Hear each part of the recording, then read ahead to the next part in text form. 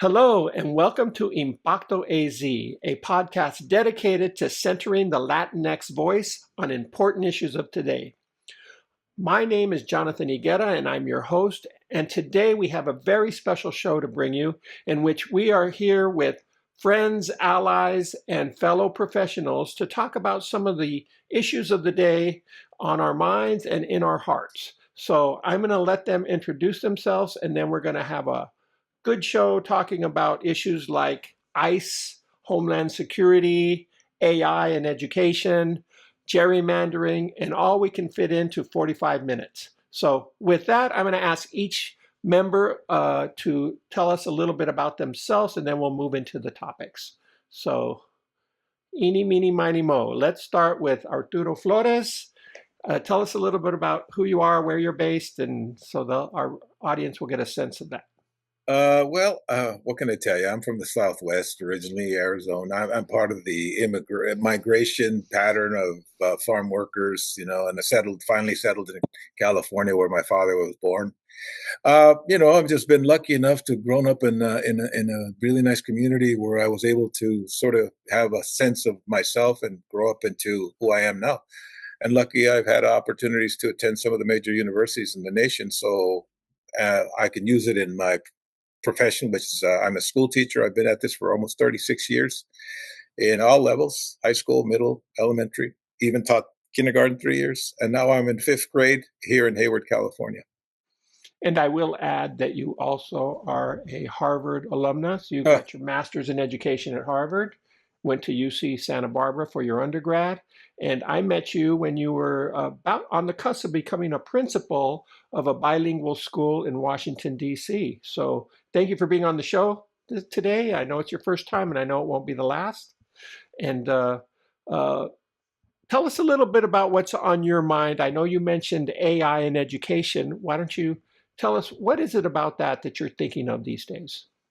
it's the unknown, right? I mean, the patterns that we see emerging in terms of what those professionals or those people that are sort of organizing the whole concept of AI, how it's being organized and planned within the concept of how a school is going to be able to operate, and how we're going to introduce it to our students so our students could be part of that, that new generation of kids coming into the workforce and being able to compete, being able to be prepared to handle the rigors of adulthood. So is it a good thing that we have AI at our fingertips now, or are the kids saying, "Why do I need to learn that equation when I could just ask AI?" Well, they enjoy it, actually. They enjoy playing with it. They enjoy, exercising, experimenting. They enjoy being given an exercise where they can basically write or create something, and then they just input it, and then they get an answer. Uh, the tricky part is trying to fool the teacher, and when I ask them, so what does this word mean? What does this concept mean? And they're like, I don't know. I go, well, you copied it. Now figure out what it means, and then get back to me. That's simple exercise, but for some kids, it's pretty difficult. It's a tricky task. Any thoughts, guys? What I'm thinking is maybe AI doesn't have to be a negative force in our society. Maybe it can be used as a spark that helps, because obviously a lot of our Latino children are falling short in education. They're not falling short. The system is causing them to fall short. Perhaps AI could be a great equalizer, the way you put it that way. Maybe that's something that could really help lift us up. Um, I like what both of you are presenting. I've been very cynical of AI, and I got to change my attitude. Warm up to it a little bit. Um, uh, my concern is uh, AI should be used to enhance education, not so much to replace what's been the norm for education. The basics, the fundamentals. Uh, that's what I hope AI turns into. To complement what's already existed. And Juan, don't forget to tell our audience a little bit. They know Oh, you're the co-host of the show, but tell us a little bit about your yeah. background. And Juan Rodriguez. I'm originally from Illinois. I live in Colorado now, but today I'm coming to you from Illinois. I'm in Chicago today, visiting family. I come from a union household, and people ask me how I was radicalized, and I say my father in UAW. Uh, uh, but I uh, we are at a crossroads, or many different crossroads upon crossroads right now in this country, and I enjoy talking to people and learning all I can and sharing what I can. Excellent. And I spend my career is in on political campaigns. I work on campaigns as a communications director, press, and then occasionally I'll do field work. So you're not going to share with our readers that, with our audience, that you are the campaign manager or the communications director for John Lira, one of the gerrymandered Texas Yes, in districts? Texas, I'm the communications director for John Lira, who's running in Texas's 35th district, which includes South San Antonio, Bejar County, with Guadalupe, uh, Karnes, and Wilson counties. Um, I think the tide is turning or stabilizing. The Republicans thought they had a cakewalk, and it's turning out to be a bigger challenge than they thought it would be. In fact, the DCCC just added the 35th district in Texas as a viable uh, district to win. One of those It's in districts play. that the Republicans thought was going to be reliably Republican, Yeah. with an interesting theory. David, you were talking about that theory, and don't forget to mention your title and all that. But you were explaining a little bit more about the theory that went into the gerrymandered maps, David, and how that could backfire. My name is David Lopez. I'm a law professor at Arizona State University, where I recently launched the Civil Rights, Migration, and Workplace Law Initiative. So this is an initiative that's designed to further public education on these complex and dynamic areas, to basically break down the silo between the ivory tower and the community, and engage in the community on these issues, and then also to support scholarship and young scholars in these areas. And so it's been a long path. I am a graduate of ASU. I think that this group will understand, unlike my students, the reference to Welcome Back, Kotter. So for me, after all these years on the East Coast wilderness, to come back home to Arizona State University has just been, a thrill of a lifetime. It's a great place to be at this time in my community and work on all these issues that I feel so passionately about. And about gerrymandering,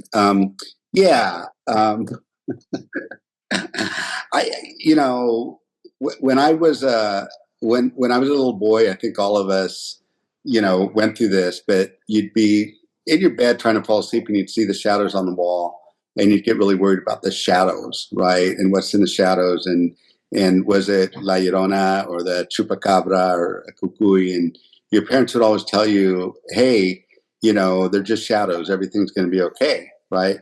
But there's something that us lawyers are learning about that's called the shadow docket, which is a way for the Supreme Court to kind of decide decisions without its customary transparency. And recently, the shadow docket has been really harmful for the Latino community. I think on an early episode, we talked about the racial profiling decision and the shadow docket decision that seemed to give an imprimatur to using race and language for reasonable suspicion immigration stops. And like, this is like a dud, all of us, that they racial profile, but this was, it looks like this has been treated as sort of a carte blanche to do this. And we've seen these images from all over the country.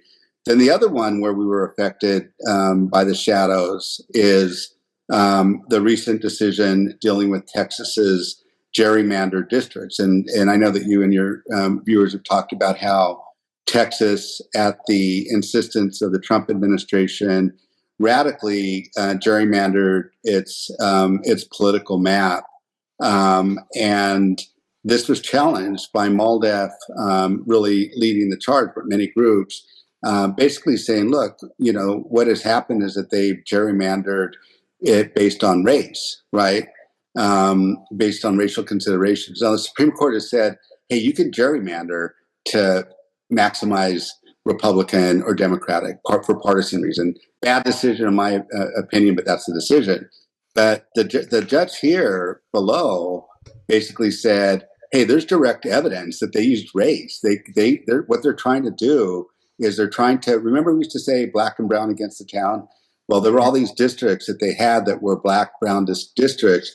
And the state of Texas is like, we're going to separate these. And so we're going to have like majority Latino district, but they're like 50%, right? Majority. So they're barely majority. And it's very cynical because what it is based on is two things. First, the sort of idea that in Texas, Latinos are starting to move towards Trump, right? And that was based on the presidential election. But I think the congressional election, and Juan, correct me if I'm wrong, Latinos are still pretty strong in the Democratic category. But regardless, the other thing is just as cynical is that the Latino voter participation in Texas has always been notoriously low. So they're banking on Latinos not coming out, and they're banking that they're able to, scare enough Latinos about they're coming for your guns, or, transgender athletes or whatever, or Venezuelans and Haitians crossing the border, that they're going to be able to turn these districts to be Republican districts. But I bet you they didn't imagine when they were redrawing them that there would be a mini revolt afoot with, as we're seeing now with what's happened in where was it? The Miami with getting a Democratic mayor with discontent. But John, Trumpism. you got to remember that this is like, we were in ground zero of this for SB 1070, and so when they passed SB 1070, what happened is it basically poked the bear. And what it did is it led to a realignment politically in the state, right? And the same thing in California with Prop 187. You poke that bear, and now California is regarded as like a deep blue state because the Latino voters who Reagan always viewed as potential Republican voters said, I ain't gonna vote for any racist, right? And the same thing happened in Arizona. So they ran out the sponsor of SB 1070. They ran out Joe Arpaio after 6 terms. And the same thing you're starting to see nationally. I think what happened in Miami is very instructive because with Obama, the Cubans had started to drift towards the Democratic Party, the young ones, and then they just moved very radically, right? The Cubans and the Venezuelans in that community moved very radically to the Republican Party. But apparently they thought that these mass deportations and these punitive immigration laws were just directed at the Mexicans. And when they found out they were cutting off TPS for Venezuelans and deporting Cubans and treating Cuban Venezuela as countries where we're not accepting any asylum seekers or migrants, people got mad, right? And I think people are mad. And I think generally it's not just the Latino community. I think that really the vast majority of people are very uncomfortable with seeing ICE agents jump out of the car with masks on, unmarked. Like that's almost like fundamentally un-American. And so you're starting to see these shifts over the country. And so the plans that they had in Texas, it looks like they might be waking up the sleeping giant in Texas, which has always been their fear. I will add that there's buyer's remorse possibly going on here, but there's different kinds of buyer's remorse, right? And some people would say, we knew all of this before you voted. The handwriting was on the wall of what you were going to get. So I don't know. What do you say, Florida? I mean, maybe even Arizona falls into that category. I think today's hearing, David and I had mentioned it earlier, demonstrates not just the Latino vote, but you see the veterans coming in, with what's going on with deporting their spouses, their partners, and the fact that they're just deporting veterans, period. And no one's accounting for it. And she was brought to task about that situation, and she basically ran out of the hearing because she realized, they're coming after me hard today. They're not playing. Mm-hmm. And, but anyway, yeah. And all these issues are really these broad level universal issues, right? What's happening is that the resistance is finding its voice and saying, we stand for families. We don't want to see, a gardener who raised 3 Marine sons. We don't want to see that family busted up or any families busted up because they don't pose a danger. This is costing $1 gazillion. They just bought a fleet of deportation jets.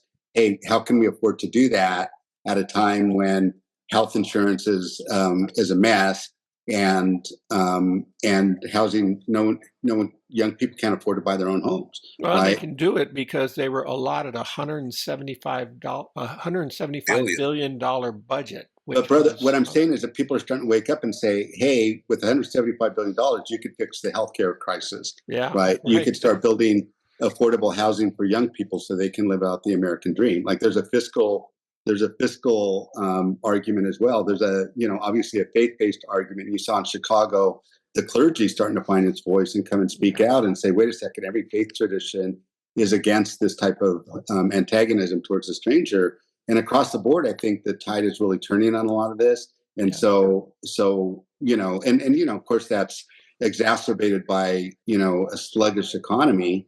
But I just think in Texas, they better be careful what they ask for in Texas, right? Yeah. Because Texas, what's the saying? Like, remember Stand and Deliver, you got math in your blood, burros. But Texas has resistance in their blood, burros, right? They have resistance in their blood. There's a history of resistance. Angel Gutierrez and exactly. Right. And you wake up that sleeping giant, it's going to be like the worst nightmare. So I guess what I'm saying is that.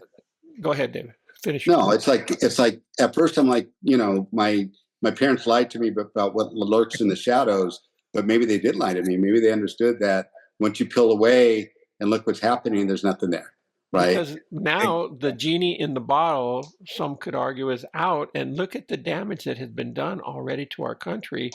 And we haven't gotten to these, well, we have in a way, these really radical ICE raids, and the way you see images of a grown man chasing a young woman down the street as she barges into her house to avoid just being kidnapped, right? And thrown into a car and possibly deported, not even being able to let her parents know what's going on. And it's really alarming. And it seeps into your subconscious too. I never thought I would, everyone say carry your passport with you. I never thought I had to, never even had an inkling to do it. But just the other day, something in my mind started telling me maybe I do need to carry that passport. How am I really going to prove that, I'm here under legal status if they're not accepting a driver's license, which is pretty much that, and credit cards is all I have in my wallet. I mean, how do we undo this damage, or will we undo any of this damage? I think if I can, going back to what David was talking about, it's like, it reminds me of the story of Rip Van Winkle. This guy was asleep they say he was asleep, right, for 15 years, I believe. And then one day he wakes up and he looks around, his wife is gone, his kids are all grown up, everybody he knew is gone. And then they finally realizes, goes, oh, I better do something about it now. But it's like a lot of things have slipped out of the grasp of the leadership of this nation, both economically, politically, and socially. And now they're trying to stop it. They're trying to put a stop to it. A leaky boat. Now they're realizing it's leaking everywhere. I mean, this situation in Venezuela, for God's sake, it's like, the metaphor of the boat is fitting here, because now they went ahead and they took a tanker. I mean, they dropped all these Coast Guard guys on there, and they took it over. And you're just like, dude, this is like one of those stopgaps that it's a little bit too late to think that you're going to be able to remediate it, when in fact you're not really sticking to the policies that are going to make everybody's life better. Yeah, and they don't know what to do. I mean, I'm really interested in your take, Arturo and Juan and John, on Venezuela, because there's I guess for me, there's like different ways to look at it. I don't really think it's wag the dog. I think this is Marco Rubio's life mission, right? I think his life mission is to bring kind of right-wing governments to Latin America. They just announced basically a New Monroe Doctrine, right? This is our backyard, and we control what's happening. They're harassing the president of Colombia, the duly elected president of Colombia. There's talk of astroturfing protest in Mexico. And so Venezuela, the problem with Venezuela, but I think that when this is going on, when there's an affordability crisis, it's just no one's going to say, hey, we have to all put our differences aside and support our country to go into Venezuela. No no one is thinking about Venezuela, right? The only one thinking about Venezuela with the heart on is can I say that? Is Marco Little Rubio. Marco. Is little Marco, right? But then on the other hand, and I've argued with people, my friends on the left, as they say, that Maduro is not a particularly attractive martyr because if I had to bet my left ear, that's a completely stolen election. That's what all the third-party observers said, right? And so on one hand, they're not going to get a lot of support, but they're not going to be able to rally. They're not going to be able to rally the opposition by saying, "Hey, what the hell is going on?" I mean, I think killing fishermen is bad. Like, that's really bad. You guys just have to understand how bad that is. Like, that's just like extrajudicial killings, and we're just sort of getting used to it, right? Well, but I'm not used to it, and it really makes me concerned because what I'm seeing is a real dehumanization of brown people and black people and all people of color. But it's just another example of it. Let's blow up these boats, whether they're drug smugglers or not. We don't have to prove anything. We just have to say it. Let's let Israel blitzkrieg Palestine and basically level that whole country and watch the genocide that's going on there. And then now with what's going on with the ICE raids, it all just shows a level of disregard of human brown life or black life, as he's calling Somalis garbage. And that has ramifications because with this ICE force at however many they're going to hire, they don't care if I have papers or not, if they suspect. Well, let me touch on that. A few things. One, killing fishermen is bad, but killing fishermen 82 times extrajudicially, yeah, right. And also, and I know that the Congress, with Republican support, just voted to withhold any money from Hexeth or Kextan until he is more. This is a mature conversation. I'm out if you're going to keep doing that. But also with the ICE raids, this is my belief, John, and this touches on your passport comment. Since the early 2000s, I've carried my passport around more often than I should have. I just don't trust what's going on because what I've seen. It doesn't matter if it's a Republican or Democratic president. You mentioned the genie's out of the bottle. Well, the bottle always had cracks in it. It just finally broke completely. Because you think of places like Marshalltown, Iowa, Beardstown, Illinois, and all communities across the country where there's a need for immigrant labor, primarily in this case the beef packing industry.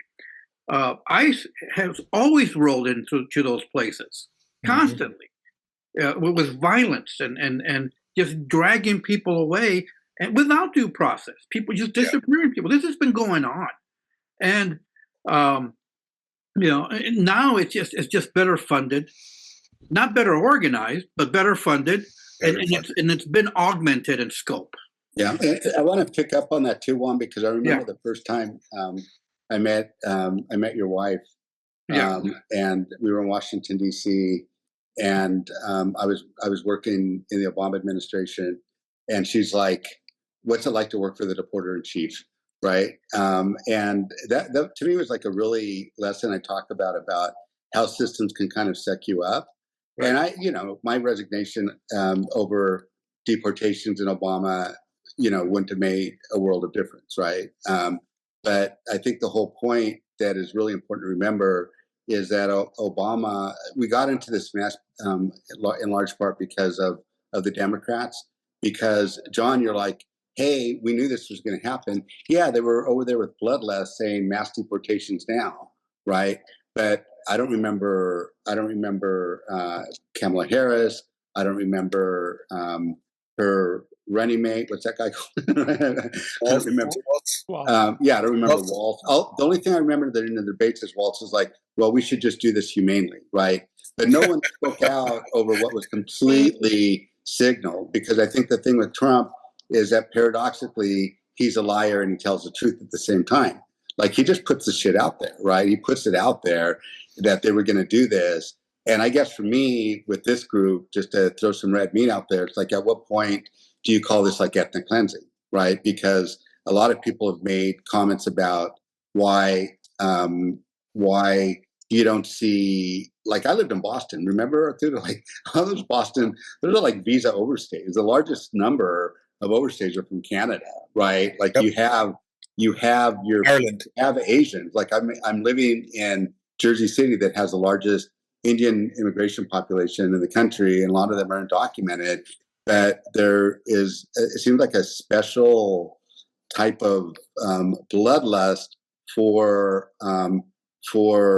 Latinos and for now the Somalis and the Haitians. And here's my theory. I'm going to tell you my theory on this, okay?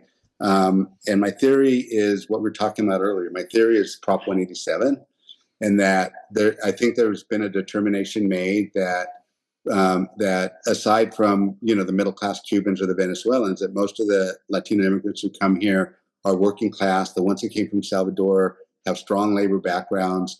As soon as you had amnesty in California, they joined the unions, right? And when you start, trying to clamp down on them, they vote the Democratic Party. And I think they're playing a very sophisticated long game with respect to the demographics of this country, trying to get out. I mean, that's what birthright citizenship is about too. It's like, just let's cut off the franchise because if you remember with Obama, Latinos voted heavily for Obama. There was a coalition, and believe it or not, back then people were saying this is an unbreakable Democratic coalition, and it looked that way. And they decided the only way to do it with an aging white population is to do these sort of mass deportation purges, because anybody in your class, Arturo, fifth graders, like, how do you solve this?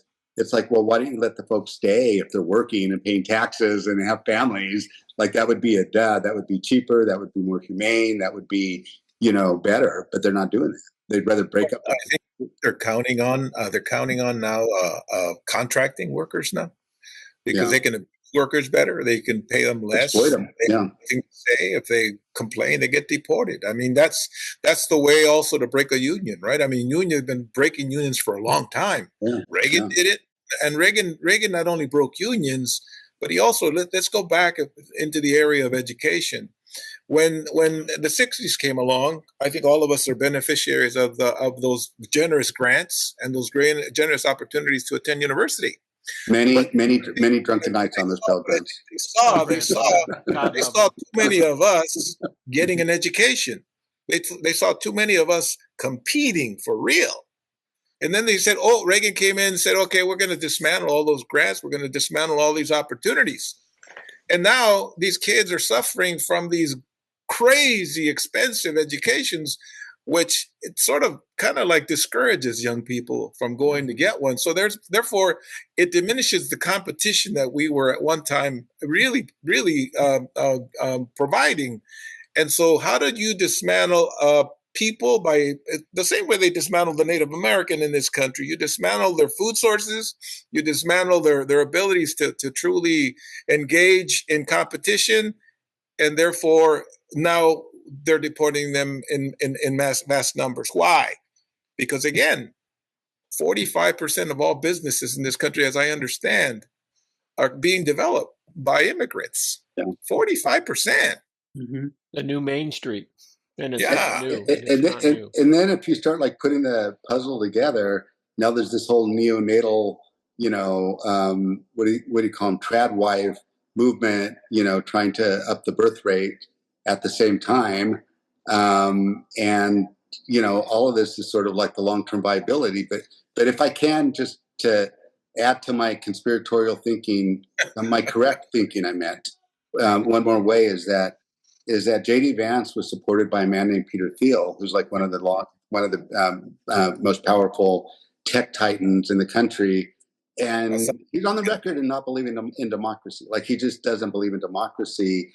And I think, and he's very involved with Palantir and all these technologies that are being tested on immigrants, I would say.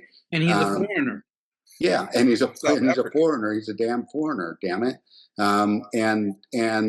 all of this is really kind of designed in many ways. It looks like when you talk about AI, you have to talk about AI and democracy. Like, how do you have AI when you have like such a massive concentration with Elon Musk becoming our first trillionaire, right? How do you have democracy when the tech titans have all sat behind, Donald Trump at his inauguration, and there's no checks and balances? They're all on the same side, and it's not our side, right? It's not our side. It's not the side of the working people.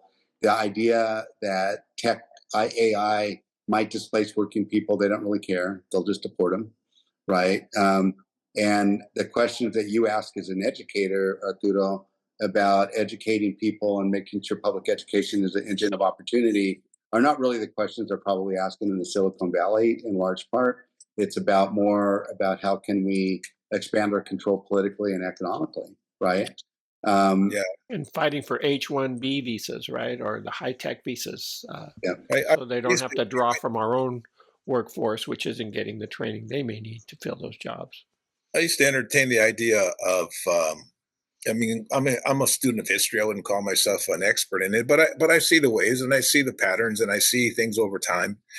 And you begin to see that it seems like, I forget, I think it was Giannis, what's his name? I wrote his name down, Varoufakis, a real smart guy, a Greek economist who was talking about that, and other people. But they say it's like a technological fiefdom is being created here. We're going back to the days of when the landlords controlled everything, and all the vassals essentially had to work for them, and they had to basically put in their time and their labor and their lives defending that vassal state. So it's kind of interesting that it seems to be that development is happening where they're all cutting the pie into pieces that they can control, and this is mine, this is yours, and everybody that belongs. Like during the colonial period, I conquered this area, all those Indians belong to me. Yeah, and it looks almost like with foreign policy they're doing the same. It's almost like 1984 where there were three powers, right? And it seems like Trump is going to concede Europe to Russia and China, Asia to China, and Latin America is his, right? That's almost, it almost becomes this like tripartite world. So in that way, we're very much connected, not only through migration and familial ties to Latin America, but also through the same, I think, fundamental impetus that is driving like the control of Latin America and driving the deportations. And he's so obvious about his moves too. The way he does it, it's like, I don't know if I would discount that it's not wagging the dog at all, because we really haven't been focusing on Epstein much in the media as he's bombing boats, sending SEALs to land on oil tankers. But I think we might pivot back to Epstein next week because of the December 19th deadline. For the release. You were going to say something, Arturo, before? Yeah, I was going to go back to John's his metaphor of the genie in the bottle. I was flying next to an ex-military guy coming back from LA one time. We were talking about politics, and he was talking about the political circumstance in Afghanistan and Iraq and all this kind of stuff. And he basically asked me, why do you think we're not doing well there? And I go, because we're not throwing stones anymore. People aren't throwing rocks anymore. People have sort of, there's an equitable distribution of destructive, defensive weapons. If these people in the Middle East were creating bombs out of nothing and just creating chaos for the U.S. Army and everyone else, and these poor young soldiers that were out, they didn't know where anything was coming from. I don't see how they expect Latin America or any place in the world is going to just bend over like they did during the colonial period when we were very innocent. People were still pretty innocent and pretty apt not to want to hurt anybody else.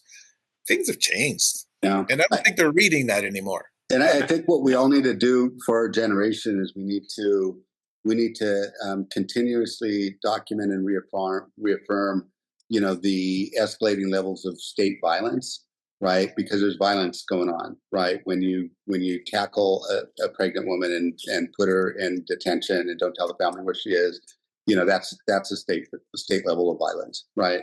The state has a monopoly on violence. When you shoot fishermen, that's violence, right? And now fishermen who may have a load on them, but we don't know because we'll never know. But even in the United States, like we didn't do no that, due right? process. I mean, we had like a very punitive war on drugs, and we locked people up away from their families. 3 strikes you're out, all that stuff. But we did that, after they were convicted at a trial, and often, by sometimes a skewed justice system, but they had some due process, right? And I think you look at what happened, and I think one of the early incidents, one of these castaways, and it was from Ecuador, and he's like, "I'm not a drug dealer, I'm a fisherman," right? Well, And there's so a suit from a Colombian, the family of the Colombian, right, that's who the was one I'm killed, talking saying about. he was a fisherman. Yeah, and then you wonder why they, why they take him out after they missed him the first time. Like they're asking for help. It's like, we saw don't this. want any witnesses. We don't want We to be able saw to it. prove. This is Godfather 1, right? This is Godfather 2. We've seen it. Goodfellas. Like you don't want the witnesses around there who say I was out there fishing, right? And not, and so I think what ties these things together from a justice standpoint is just the sort of the gross disproportionality, even if what they say is true, right? If you want to be like, hey, you have to follow the law, whatever. These guys are. Let's assume like they're all like bringing fentanyl or coke or whatever into the country. There's that murder is disproportionate to what they're doing, right? And I think the same thing. If you're like one of those people, what about illegal? Don't you understand? I think the extreme violence and its spillover into the mixed status families and into the Latino community and into the soul of the nation. I think that that's just really, really disproportionate. People are catching on. And I think, there were people, no doubt, that got, cut this out, John, just or plug your ears. But, there are people, we know the history of this country. There's a liberal tradition in this country.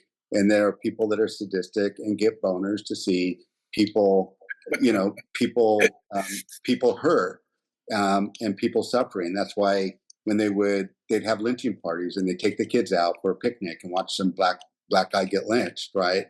There's that sadistic history in our country, but I think that's a majority of the people. And then I think even people that, might get the tingles down there, they're like, but wait a second, the price of eggs just went up again, right? And I'm still poor.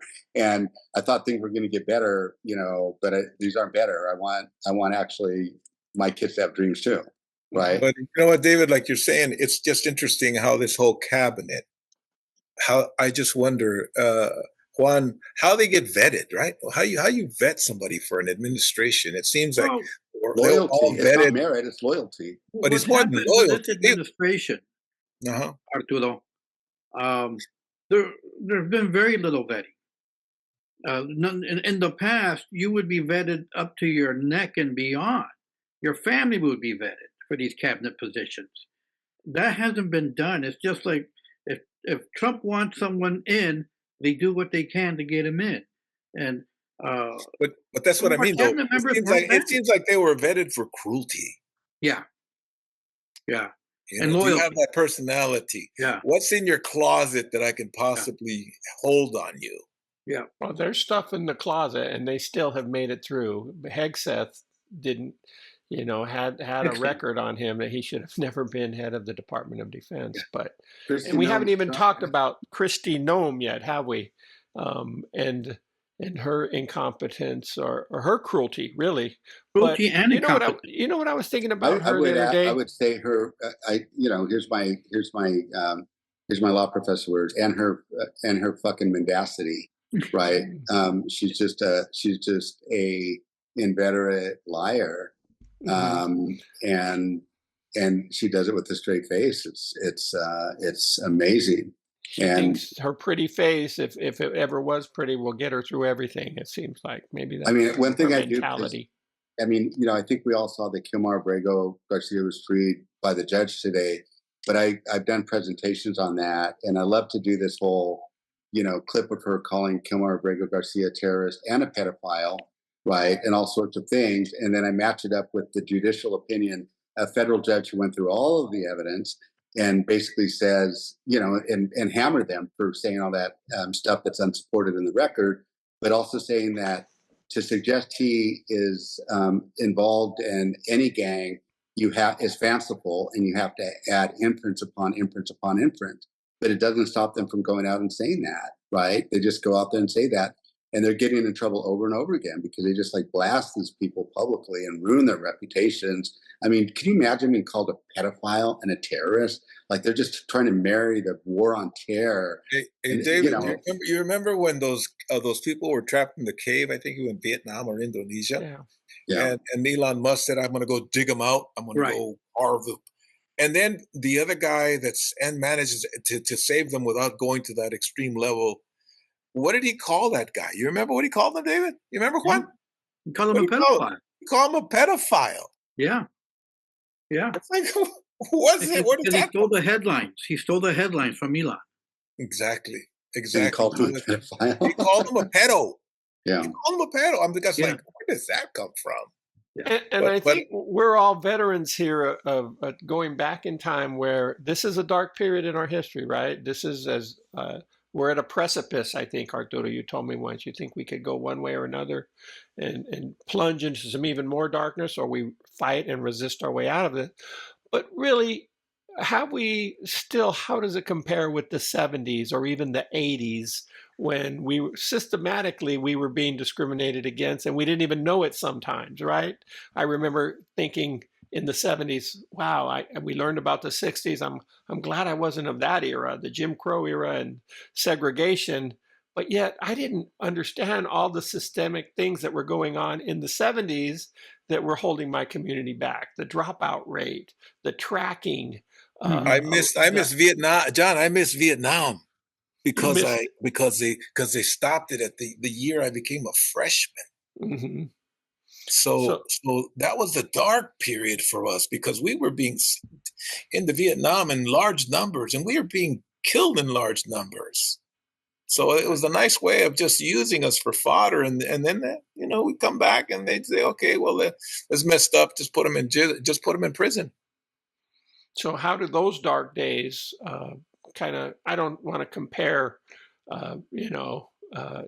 dark times, but are these dark times more winnable? Is this more sustainable? Can we come out of this just like we came out of those times? I don't know. I don't know where we're at as a country right now and where this is going to go. But at least the last few elections have given me some hope that we can turn this ship around, even if it is going to be a slow turn. I worked with this great civil rights lawyer from Mississippi, a Rutgers grad, and I would always ask him kind of that question, and he goes, can you imagine how Frederick Douglass felt, right? Like his whole life work was fought for emancipation. Then he saw, the enactment of the Reconstruction Amendments, and he saw a Black senator from Mississippi and Black representatives, and the Supreme Court completely unravel that, in response to racial terrorism, right? To see his whole life work and see them usher in kind of a terrorist controlled color line in the South, right? And Frederick Douglass had to live through all of that. Right. And I just think the good thing about what's happening is I think at the state and local level, people are organizing and building new institutions. A lot of the federal institutions, I'm in the civil rights, came out of the civil rights division, they've been dismantled. Right.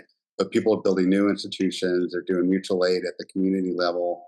And I think demonstrating, a lot of resilience. I think we've seen state leadership step up, right? And I think amazing ways. So I think there's reasons that I think that we need to be. I think we always need to find hope, right? Yeah, we always need to find joy. Right. Yeah. And one wave of hope could just be in the demographics, and that could be at the root of what all this is all about. And you're not going to be able to change those demographics by much, even if you do deport, even close to the numbers they want to deport. But I think Trump did a very successful job. And tell me why Juan, the expert on this, in terms of eroding into that support after everything that he did during his first term, And there's a what's her name, Paula Ramos, Jorge Ramos's daughter wrote I thought a very good book on what happened, and she basically said you have a lot of Latinos who want to be white passing, so a lot of it's like anti-blackness. Then you have the kind of cultural conservatism, so that's more like the the kind of the anti-trans the anti-trans reaction. And then the immigration, I mean, I think there's been everything about immigration that comes out of Washington official is a lie. It's just a lie. It's just not true. There were never open borders, right?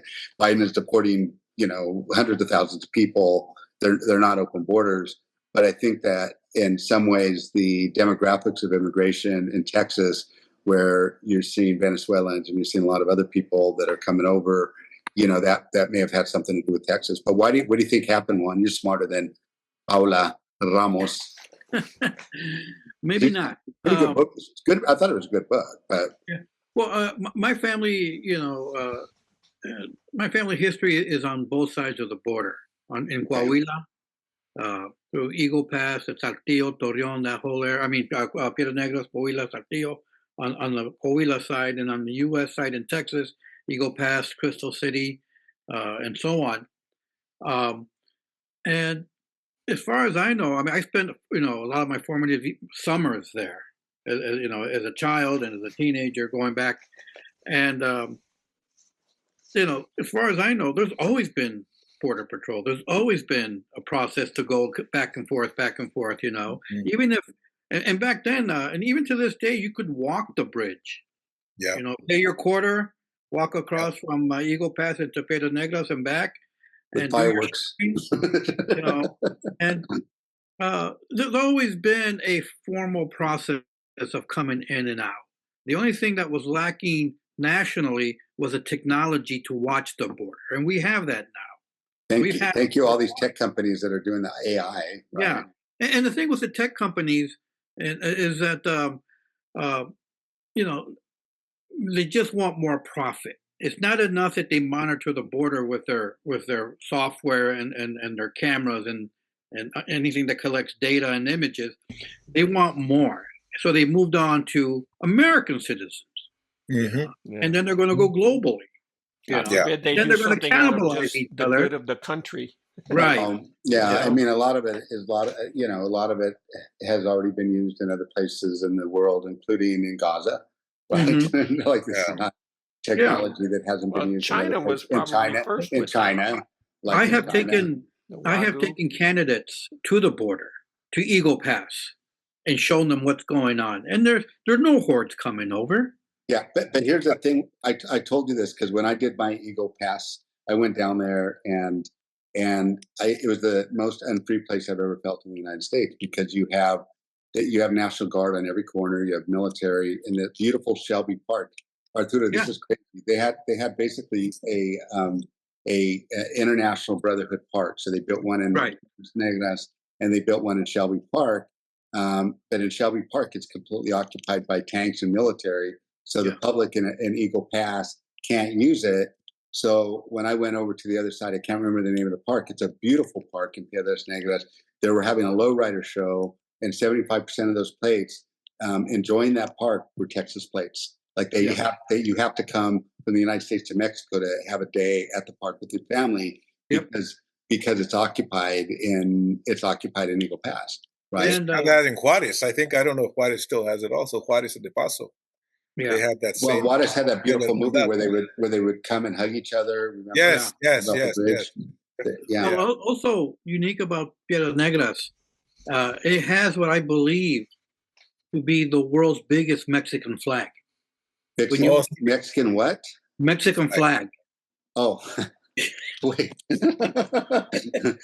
Go ahead. Keep talking. We don't have to backtrack. When you're driving into Eagle Pass from the state highway, I think it's state highway. I forgot the name of the state highway from San Antonio. About maybe when you hit the outskirts of Eagle Pass, you can see in the distance Mexico because of the flag. It's in the beyond the city limits you can see it, and when you get to the border, that thing is huge, and it was put there as a deliberately symbol. symbolism. The symbol, you know. Yeah. And Now here's a little bit of. I was born in Segundo Barrio in El Paso. okay, El Paso is the first real city of the Southwest. yes, So Segundo Barrio was the original barrio, which was established by either New Spain at the time, then it was Mexico, and then now it's the United States, right?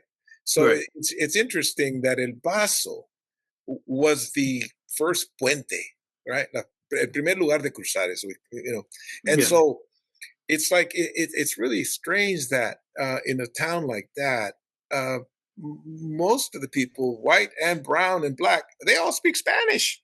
yep, true, yeah, Absolutely. It is a real melting pot, and that kind of leads into what John's question was.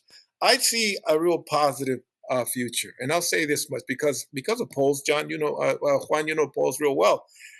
If less than 30% or 30% of those people that support Trump, without doubt, is so small, that means that 70+% of the people still regard the United States as a place for everybody. hmm Everybody, for the most part, still has a pretty positive sense of where we want to go.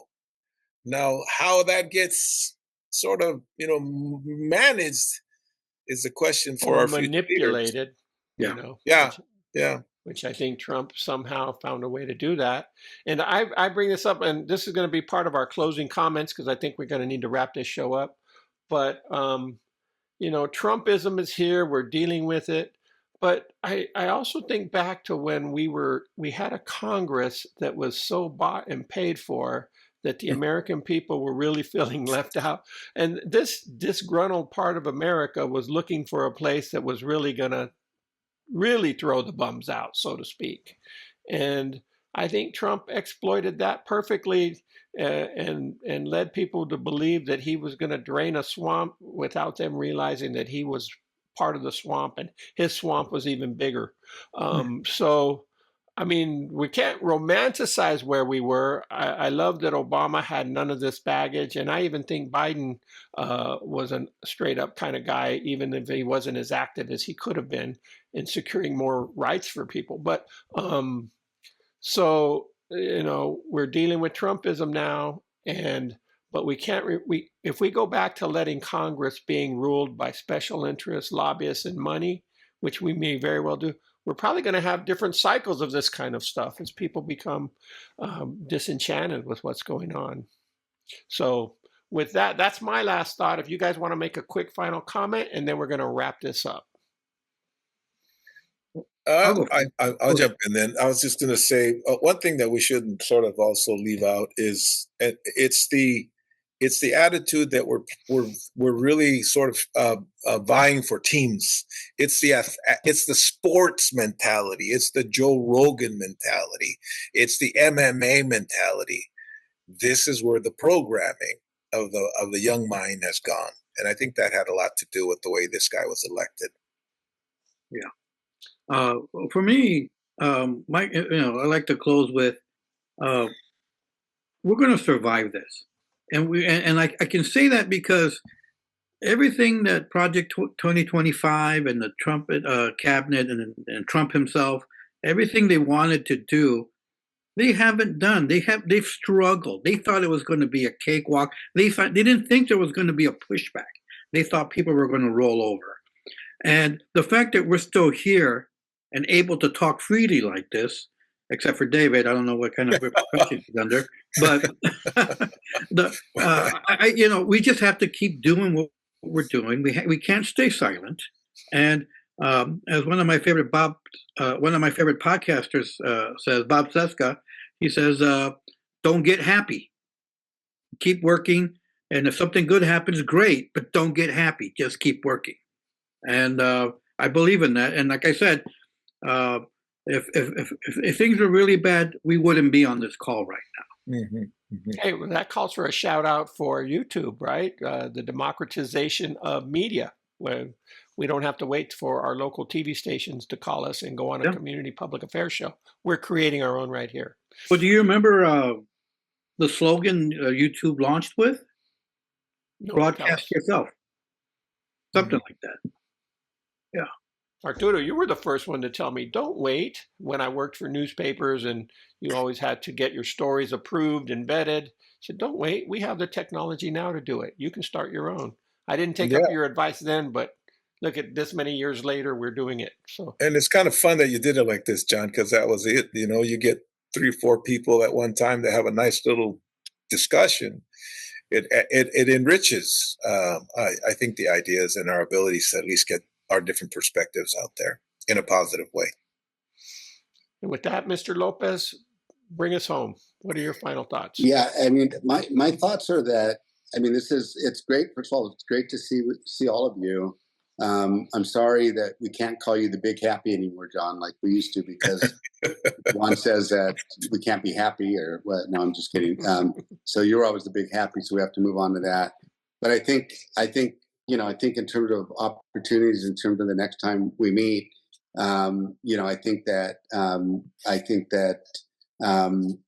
I would give a shout out for gender diversity, in terms of having us, be able to contemplate, both, gender issues, which all of us, and I know you guys are all good men, and I've talked to all of this one-on-one in very private settings, and that that you're down with the cause. I think that we should think about that, and and I think the thing that got me thinking about this is sort of this kind of blowback against Latino voters as being, as being driven by machismo. And machismo is a double-edged sword. Like, we know it's real, but we also know it's a slur, right? It's a stereotype, but we also know that it's real from our own lived experiences. Mm-hmm. But I always ask, well, why is it that in Mexico you have 2 women running against each other, right, from opposite ends of the spectrum, and there was never really an issue that was raised over there, right? In fact, I think the criticism of Claudia from women has been that, in a way, she sort of run from gender issues because she doesn't want to be viewed as a woman president. She wants to be viewed as, as the president, right? And so, these are just super important and super critical issues. But one thing that I teach in my class, that I always teach social movements. So, I'm a student of the civil rights movement, and I've been thinking a lot about the SB 1070 resistance, and I've just done a deep dive into what happened in Chicago. But one of the most powerful movements that we've seen in the world has been the feminist movement in Latin America, in terms of like taking it to the street. And Claudia Sheinbaum, no doubt, is a product. Even if a lot of the feminists do not like her, she's very much of a product of that whole era that kind of kicked open the doors. And the way that one of the activists explained it to me is like, we weren't trying to change the law like you do in the United States, because there's not a lot of faith in the law in Mexico.